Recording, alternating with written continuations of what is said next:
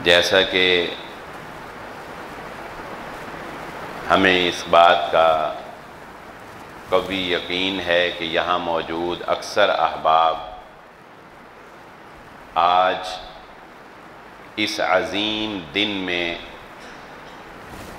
جو 9 ذو الحجہ کا دن ہے انشاءاللہ وہ روزے کی حالت میں ہوں گے۔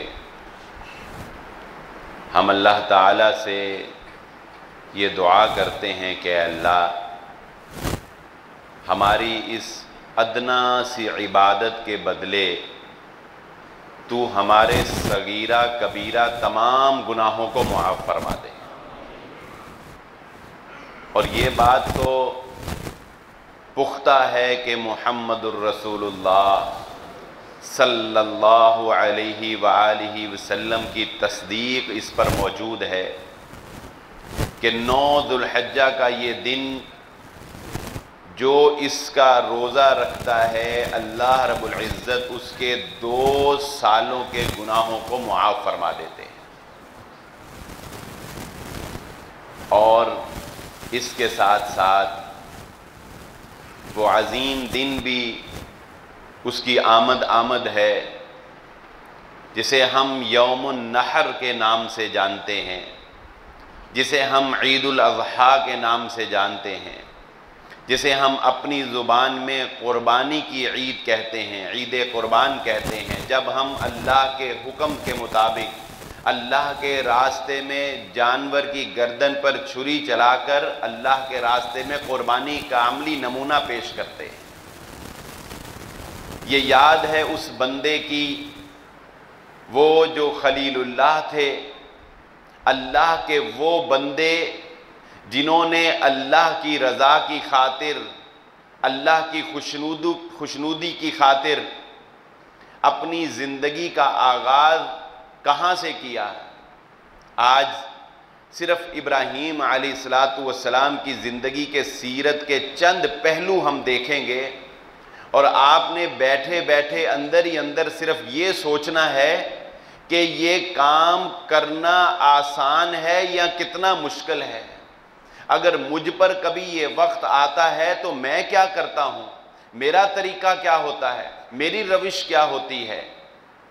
حضرت ابراہیم علیہ السلام نے کسی بہت علمی گھرانے میں آنکھ نہیں کھولی تھی، بلکہ آپ نے ایک ایسے گھر میں آنکھ کھولی جہاں پر بت بنتے بھی تھے، بت بکتے بھی تھے۔ آپ کا باپ بت گر بھی تھا، خود ہی ان بتوں کو بناتا تھا اور پھر ان کو فروخت کر کے لوگوں کو کہتا تھا یہ تمہارے خالق ہیں، یہ تمہارے خدا ہیں، یہ تمہارے معبود ہیں۔ حضرت ابراہیم علیہ السلام نے سب سے پہلے اللہ کی توحید کی خاطر اور شرک کی مخالفت میں سب سے پہلے جس کی مخالفت مول لی وہ اپنا سگا باپ آزر تھا۔ اپنے باپ سے سب سے پہلے ٹکر لی۔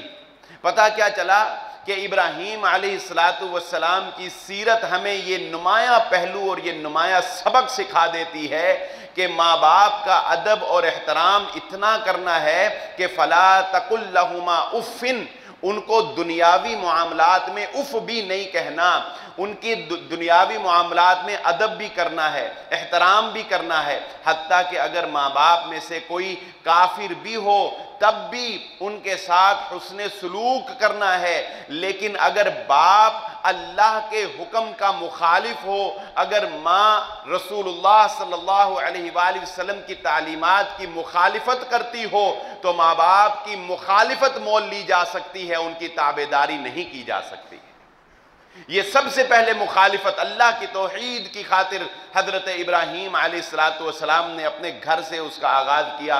اور ہم آج کتنے ایسے جرم ہیں، کتنی ایسی بدعات ہیں، اپنے نبی کے مخالف اعمال ہیں، اپنے اللہ کے ساتھ کتنے ایسے شرکیہ کام ہیں جو ہم لوگ صرف اس لیے کر لیتے ہیں کہ یہ میرے آباء و اجداد کا طریقہ ہے، میرے باپ دادا ایسے کرتے چلے آئے تھے، میں اپنے خاندان کی مخالفت مول نہیں لے سکتا، میں اپنے بیوی بچوں کی مخالفت مول نہیں لے سکتا، اگر میں یہ کروں گا تو مجھے فلاں کا مخالفت کا سامنا کرنا پڑے گا۔ ابراہیم علیہ السلام کی سیرت سے سیکھ لو کہ توحید کی خاطر ہر چیز کی مخالفت مول لی جا سکتی ہے، اللہ کے ساتھ شرک نہیں کیا جا سکتا ہے۔ اس سے آگے چلیے، کیونکہ یہ سارے واقعات ہمارے ذہنوں میں تازہ ہیں، ازبر ہیں، ہمیں سنتے آئے ہیں، اس لیے ہم صرف اشارے سے بات آگے چلاتے چلیں گے۔ اس کے بعد وہ وقت آیا، اب باپ نے تو گھر سے نکال دیا، باپ کو تو ابراہیم علیہ السلام نے کہا بابا میری طبیعت نہیں مانتی، میرا دل نہیں مانتا، جس کو اپنے ہاتھ سے بناؤ پھر اسی کی پرستی شروع کر دو، نہیں، میں چاند کی طرف دیکھ کر یہ سوچتا ہوں کہ پتہ نہیں یہی میرا خدا ہوگا، جب وہ زوال پذیر ہو جاتا ہے تو میں مان لیتا ہوں کہ میرا رب نہیں ہو سکتا، میں چاند کی طرف دیکھ کر سوچتا ہوں یہ بڑا بھی ہے، اس کی روشنی اچھی بھی ہے، چلو اس کو خدا مان لیتے ہیں، جب وہ بھی مرجھا جاتا ہے، بے نور ہو جاتا ہے، میں مان لیتا ہوں میرا رب نہیں ہو سکتا، سورج جیسی بڑی مخلوق کو دیکھتا ہوں تو کہتا ہوں چلو یہی وہ رب ہوگا کہ یہ تو پورے روشن کر دیتا ہے، لیکن اس پر بھی جب غروب آ جاتا ہے تو میں اس بات کا اعلان کر دیتا ہوں کہ ابراہیم اس کو اپنا رب مانے گا جس پر کبھی زوال نہیں ہے، جو کسی کا محتاج نہیں ہے، اور جس کو اپنے کندھوں پہ اٹھا لیا جائے، جس کو اپنے ہاتھوں سے غسل دیا جائے، جس کو اپنے ہاتھوں سے قبر میں اتار دیا جائے، پھر اسی کو حاجت روا اور مشکل کشا مانا جائے، یہ ابراہیم علیہ السلام کا پیغام نہیں ہو سکتا۔ ابراہیم علیہ السلام کا پیغام تو یہ ہے کہ رب وہ ہے، اللہ وہ ہے، خالق وہ ہے، مالک وہ ہے جس پر زوال نہیں ہو سکتا، مخلوق پر زوال ہے۔ بات آگے چلی، باپ سے تو مخالفت مول لی، اب قوم کی باری، تنے تنہا ایک فرد ایک امت کی حیثیت رکھنے والا، ایک جماعت کا کام کرنے والا، ابراہیم ایک امت کی حیثیت رکھنے والے۔ قوم عید کی منانے کے لیے شہر سے باہر گئی، بت خانے میں بت کدے میں داخل ہو گئے، ایک کو توڑا، دو کو توڑا، یکے بعد دیگرے تمام بتوں کو توڑ کر بڑے کے کاندھے پر کلہاڑی رکھ دی، بڑے کے کاندھے پر کلہاڑی رکھ دی، قوم کی واضح مخالفت مول لے لی، قوم واپس آئی۔ پتہ ہوتا ہے نا، جب محلے میں کوئی ایک آدمی بھی ایسا آ جائے تو پتہ ہوتا ہے یہ اس مزاج کا بندہ ہے، کوئی اس کے مزاج کے مطابق کام ہو تو لوگ فوراً کہتے ہیں یہ فلانے نے ہی کیا ہوگا، کوئی شرارتی ہو تو کہتے ہیں یہ اس نے ہی شرارت کی ہوگی، کوئی نیک ہو اور محلے میں کوئی نیکی کا کام ہو جائے تو لوگ کہتے ہیں یہ اس نے ہی کیا ہوگا، وہی یہ نیکی کر سکتا ہے۔ تو ابراہیم علیہ السلام اپنی توحید کی وجہ سے پوری قوم میں مشہور تھے، جب قوم نے دیکھا یک زبان ہو کر کہا یہ کام سوائے ابراہیم کے اور کون کر سکتا ہے، ایک ہی نوجوان ہے، موحد، توحید والا، اپنی پہچان رکھتا ہے، ایک ہے جو یہ کر سکتا ہے۔ نمرود نے کہا، حکم دیا بلاؤ ابراہیم کو، پوچھا، کہا یعنی مشرک آدمی کی آپ عقل دیکھیں، ابراہیم علیہ السلام نے کہا یہ بڑے بت کے کاندھے پر کلہاڑی ہے، اس سے پوچھ لو، بڑی سادگی اور معصومیت سے اپنی جہالت پر پردہ ڈالتے ہوئے کہنے لگے ابراہیم تو جانتا ہے یہ بول نہیں سکتے، یہ بول نہیں سکتے، یہ کچھ کہہ نہیں سکتے، یہ تو خود محتاج ہیں، یہ کسی کے کیا کام آ سکتے ہیں، یہ کسی کی کیا حفاظت کر سکتے ہیں، ہمیں ان کی حفاظت کرنی پڑتی ہے۔ مشرک تھے نا، اللہ کے ساتھ شرک کرتے تھے نا، عقلوں پر پردہ پڑ چکا تھا، بس یہ پتا تھا کہ ہمارے آباء و اجداد ان بتوں کو مانتے آئے ہیں، لہذا ہم نے بھی ماننا ہے۔ اچھا، پھر وہی کیا جو کہ جاہل آدمی کرتا ہے کہ جب اس کے پاس دلیل نہیں ہوتی پھر وہ طاقت کا استعمال کرتا ہے۔ نمرود نے کہا ٹھیک ہے، ابراہیم علیہ السلام کے لیے آگ جلائی جائے گی۔ اپنے وقت کے لحاظ سے جتنی تیز آگ وہ جلا سکتے تھے اس نے جلائی، اور اس کے بعد حضرت ابراہیم علیہ السلام کو اس آگ سے پھینکنے کا فیصلہ کر دیا گیا۔ ابراہیم علیہ السلام کی شخصیت کا کمال یہ تھا کہ اتنی بڑی سزا سننے کے باوجود بھی زبان اطہر سے نکلا، حسبی اللہ و نعم الوکیل نعم المولا و نعم النصیر۔ پریشانی کا ایک لمحہ بھی ابراہیم علیہ السلام پر اثر انداز نہیں ہو سکا، دکھ اور رنج اور تکلیف ایک لمحے کے لیے بھی ابراہیم علیہ السلام پر حملہ آور نہیں ہو سکی، اور اللہ رب العزت نے پھر وہ کر کے دکھایا کہ جس سے اس کی ربوبیت، اس کی الوہیت کی دلیل مل گئی۔ قلنا یا نار کونی بردم و سلاما، ابراہیم علیہ السلام کو آگ میں پھینکا گیا، اللہ نے حکم دے دیا، کائنات کا خالق وہ ہے، کائنات کا مالک وہ ہے، نظام وہ چلا رہا ہے، جس طرح چاہے اس نظام میں تبدیلی کر سکتا ہے۔ آگ کا کام ہے جلانا، لیکن اللہ حکم دے آگ کو کہ نہیں جلانا تو وہ نہیں جلائے گی۔ کوئی اور ہے جو آگ کو جلانے سے روک سکے؟ بتائیں، کوئی اور ہے جو پانی کو بہانے سے روک سکے؟ یہ کتنے سیلاب آتے ہیں، اللہ رب العزت کی طاقت کے علاوہ کون ہے جو ان پانیوں کا رخ موڑ سکتا ہے؟ کون ہے؟ لیکن اللہ نے کر کے دکھایا، موسیٰ علیہ السلام کے لیے پانی کے رخ کو موڑ دیا۔ کیوں؟ وہ خالق ہے، وہ مالک ہے، وہ مدبر ہے، بغیر اسباب کے جو کام کر سکتا ہے وہ ذات صرف اللہ کی ذات ہے۔ یہ نقطے کی بات آج آپ کو سمجھا رہا ہوں۔ یہ اہل حدیث جماعت موحد جماعت ہے الحمدللہ، اپنے ذہنوں میں یہ بات پیوست کر لو اور اپنا ایمان پختہ کر لو کہ بغیر اسباب کے اگر کوئی ذات کام کر سکتی ہے تو وہ صرف اللہ کی ذات ہے۔ اگر کوئی شخص بغیر اسباب کے کام کرنے کا دعویٰ کرتا ہے یا وہ جھوٹا ہے، اسباب کو چھپائے ہوئے ہے، اور اگر تم یہ مان لو کہ بغیر اسباب کے اللہ کے علاوہ کوئی اور بھی ہے جو کام کر سکتا ہے تو تم اللہ کے ساتھ شرک کر رہے ہو۔ سمجھ آگئی یہ بات؟ اسباب کے کوئی اور کرے، ہم دوائی کھاتے ہیں نا، ہم دوائی کھاتے ہیں، شفا ہوتی ہے۔ دوائی کھانا یہ کیا ہے؟ ہم نے سبب اختیار کیا، ہم نے سبب اختیار کیا، دوائی کھائی، اس دوائی کے کھانے سے ہمیں شفا مل گئی۔ اب اگر میں کہوں کہ انگوٹھی ایک پتھر میں انگلی میں پہن لوں اور اس پتھر کی وجہ سے مجھے شفا مل جائے تو یہ ہم اس کو شرک کہیں گے، برملا کہیں گے۔ کیوں؟ پتھر میں کوئی ایسا سبب موجود نہیں ہے کہ وہ تمہاری بیماری کو دور کر سکے۔ پتھر تو پتھر ہے۔ حضرت عمر ابن خطاب رضی اللہ تعالیٰ عنہ نے کہا تھا حجر اسود جیسے عظیم جنت کے پتھر کو دیکھ کر کہ میں یہ جانتا ہوں تو ایک پتھر ہے، نہ فائدہ پہنچا سکتا ہے نہ نقصان سے بچا سکتا ہے، تجھے بوسہ صرف اس لیے دیتا ہوں کہ محمد الرسول اللہ صلی اللہ علیہ وآلہ وسلم کو ایسا کرتا دیکھا ہے، تجھ سے عقیدہ کوئی وابستہ نہیں ہے، تجھ سے کوئی عقیدہ وابستہ۔ اس لیے یہ بات ذہن نشین رکھ لیں، اسباب کے بغیر کوئی کچھ نہیں کر سکتا۔ اسباب کے بغیر اگر آگ کو جلانے سے کوئی روک سکتا ہے، پانی کو بہانے سے کوئی روک سکتا ہے تو وہ صرف اللہ کی ذات ہے، جس نے ابراہیم علیہ السلام کے لیے یہ کام کر کے دکھایا۔ قوم کی ضد اور ہٹ درمی آپ دیکھیں، بسا اوقات انسان یہ پریشان ہوتا ہے نا، جو عقل مند انسان ہوتا ہے نا، وہ بسا اوقات پریشان ہوتا ہے، یار ان کو سمجھ کیوں نہیں آتی، یار میں نے اتنے دلیلیں دی ہیں یہ سمجھتا ہی نہیں، ہوتے ہیں نا، پریشان ہوتے ہوں گے۔ اچھا باپ بسا، یہ تو چلو دینی معاملہ ہے، دین سے ہٹ کے آپ دنیا کے معاملے میں دیکھ لیں، جو نافرمان اولاد ہوتی ہے، باپ سر پیٹ جاتا ہے، مانتے ہی نہیں۔ اگر بھائی بگڑ جائے، انسان سر پیٹ جاتا ہے، وہ کہتا ہے تیرا نقصان ہے، یہ سگریٹ پیے گا مر جائے گا، نشہ کرے گا مر جائے گا، اس پہ اثر ہی نہیں ہوتا۔ تو اللہ رب العزت یہ دکھا رہے ہیں کہ جب دل سخت ہو جاتے ہیں نا، ختم اللہ علی قلوبہم وعلی سمعہم وعلی ابصارہم غشاوہ، پھر آگ کو ٹھنڈا ہوتا دیکھ کر بھی قوم ایمان نہیں لاتی ہے۔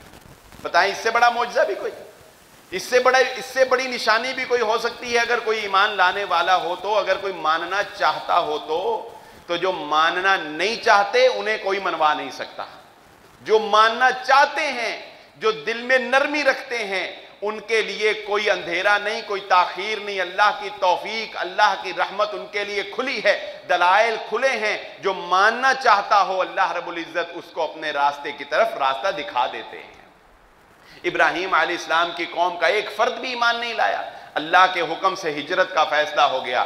ٹھیک ہے، جب ہجرت کی، ایک بیوی سارہ اور ساتھ ایک بھتیجا حضرت لوط علیہ السلام، 3 افراد، حضرت ابراہیم علیہ السلام، بھتیجے حضرت لوط علیہ السلام جن کو نبوت ملی بعد میں، اور ساتھ ایک زوجہ محترمہ حضرت سارہ۔ آگے چلتے ہیں، بات کو آگے بڑھاتے ہیں۔ درمیان میں ایک بادشاہ کا واقعہ بھی آیا، لیکن اس کے بعد پھر اللہ رب العزت 85 سال کی عمر میں اس بوڑھے ماں باپ کو اللہ رب العزت ایک بیٹا عطا کرتے ہیں۔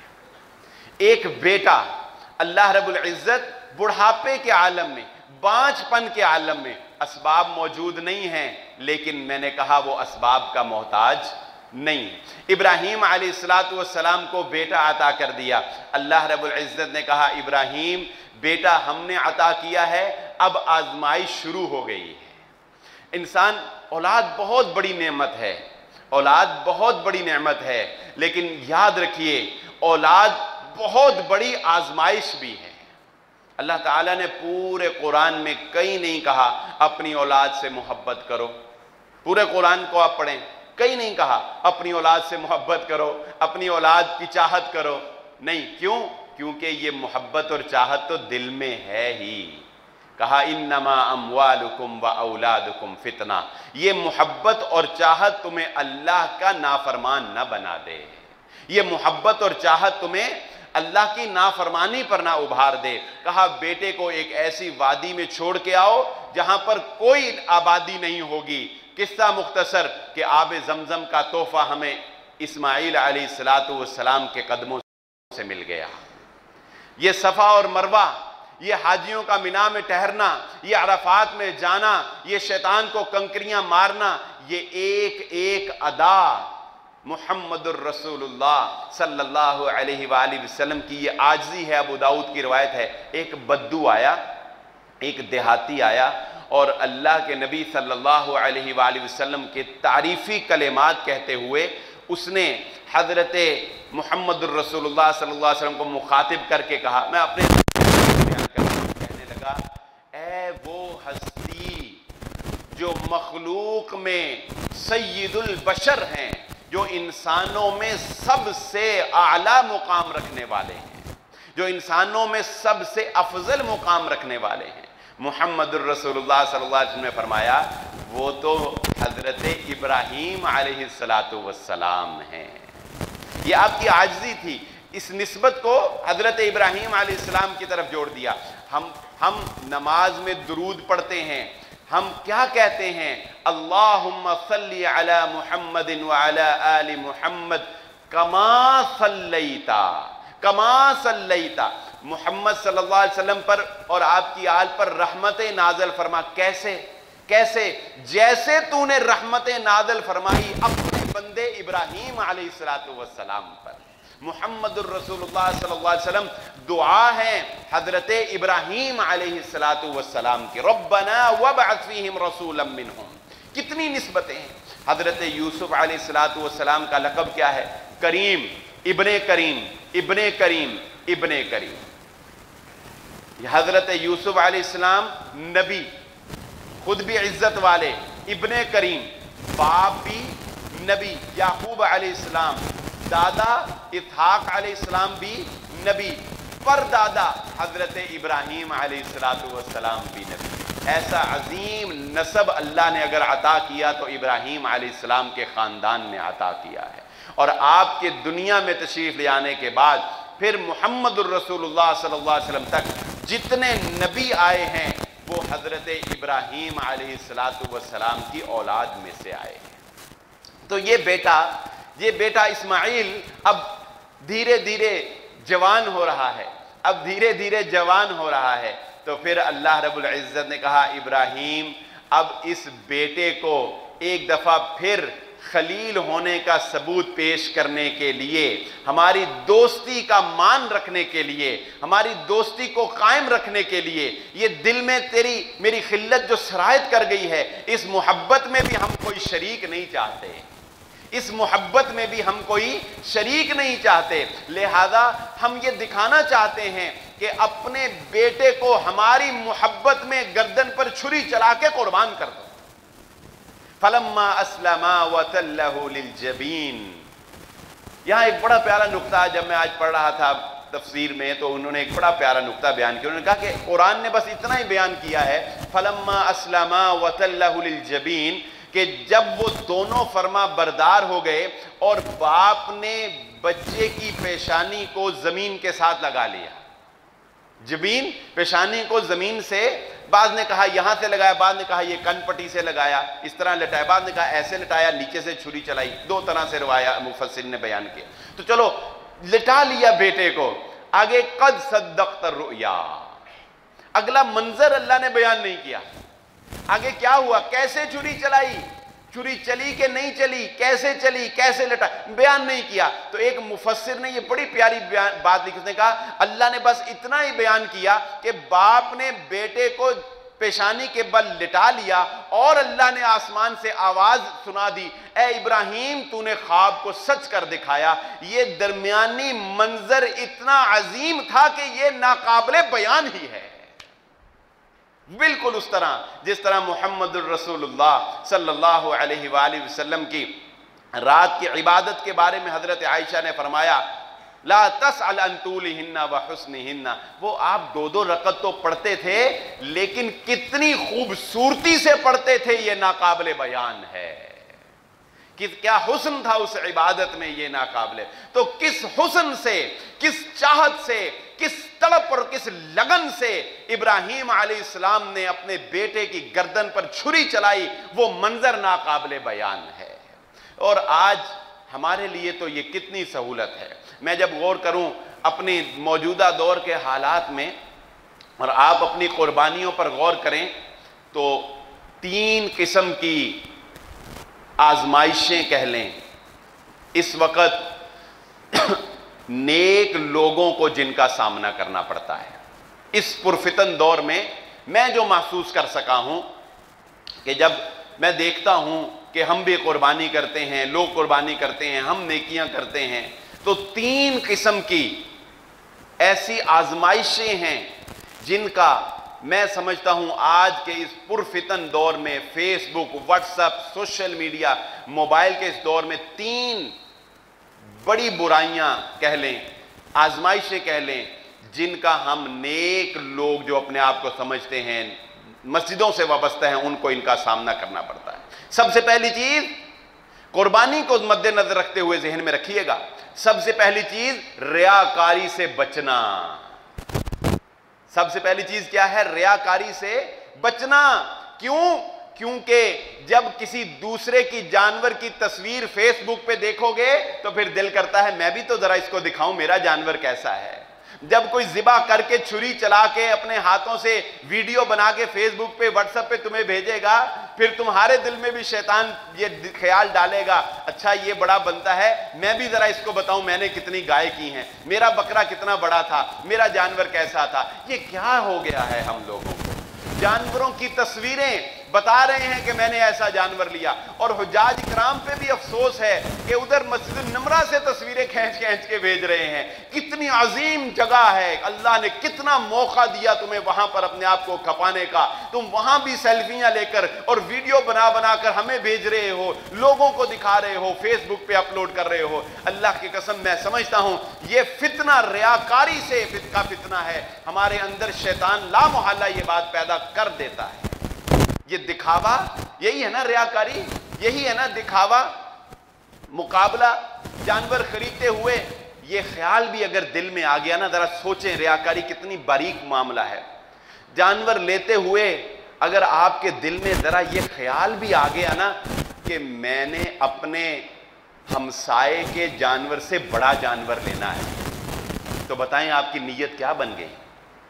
یہ خیال بھی اگر دل میں آ گیا کہ میرے بھائی نے یا میرے شریکے نے یا میرے فلانے نے جس سے میری لاگت بازی اس نے 1 کیا ہے میں 2 کر کے دکھاؤں گا, اس نے 35 کا لیا ہے میں 45 کا لے کر دکھاؤں, یہ خیال بھی اگر دل میں آ گیا تو بتائیں ہماری قربانیوں کا کیا بنے گا؟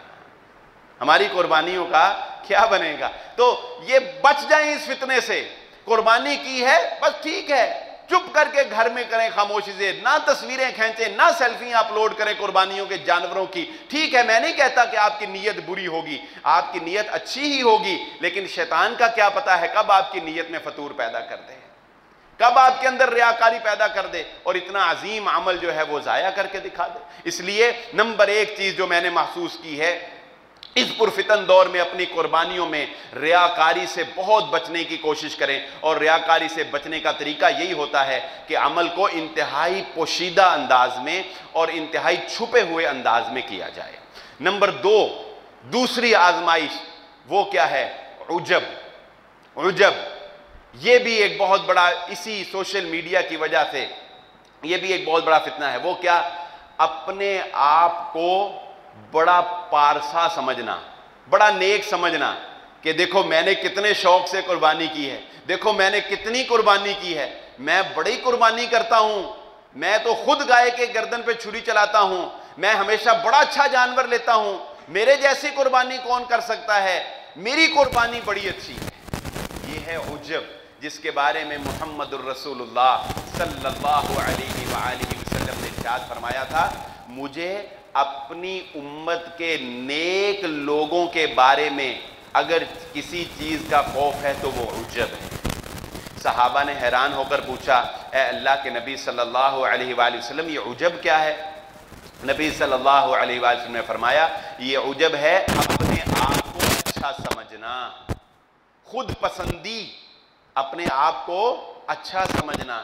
تو یہ دوسری آزمائش ہے آپ کی جب آپ قربانی کر رہے ہوتے ہیں، مت اپنے اوپر کوئی مان کریں، نہ اپنے اوپر کوئی نیکی کریں، نہ آپ کا پیسہ اپنا، نہ آپ کا مال اپنا، یہ تو اس کی عطا تھی، اس کی توفیق تھی کہ آپ کو اس نے توفیق بخش دی اور آپ اس کے راستے میں یہ جانور ذبح کر رہے ہیں۔ دوسرا فتنہ۔ اور تیسرا بڑا فتنہ جو ہے الہاکم التکاثر، یہ ہے مقابلہ بازی کا فتنہ۔ یہ ایک فتنہ کون سا ہے؟ مقابلے بازی کا فتنہ۔ ذرا ایمانداری سے بتائیے، جا کر منڈیوں میں دیکھیے، اور اب تو دل خون کے آنسو روتا ہے کہ جانور کو فروخت کرنے کے لیے 7 خواتین کو کھڑا کر دیا گیا ہے۔ یہ بھی آپ نے دیکھا ہی ہوگا، جب سورج چڑھتا ہے سارے دیکھتے ہیں، کون سا کسی سے کوئی چھپی بات ہے؟ جانور فروخت کرنے کے لیے 7 عورتوں کو کھڑا کیا ہوا ہے، اور جانور فروخت کرنے کے لیے ان کو تولا جا رہا ہے، اور ٹی وی چینل والے موجود ہیں، وہ بتا رہے ہیں حاجی صاحب نے یہ 8 لاکھ کا خریدا ہے، یہ فلانے نے یہ 5 لاکھ کا خریدا ہے، منڈی میں اس سے بڑا جانور ہی کوئی نہیں تھا، اس سے صحت مند تگڑا اور کوئی نہیں تھا۔ اللہ اکبر! یہ کیا ہے؟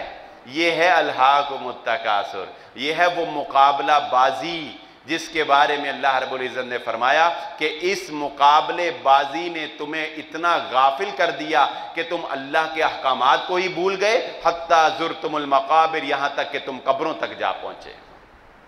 تو بھائی یہ 3 فتنوں سے اس قربانی کے کرنے میں اپنے آپ کو ان 3 آزمائشوں سے بچا لیں۔ ریاکاری سے بچا لیں، قربانی پوشیدہ کریں، عجب سے بچا لیں، اپنے اوپر مان نہ کریں، اور تیسری مقابلہ بازی سے بچا لیں، اپنے آپ کو کسی سے مقابلہ کر کے مہنگا جانور، بڑا جانور خریدنے کی کوشش نہ کریں، بس وہ عیب جو ہیں اس سے بچیں اور اپنی حیثیت کے مطابق جانور خریدنے کی کوشش کریں۔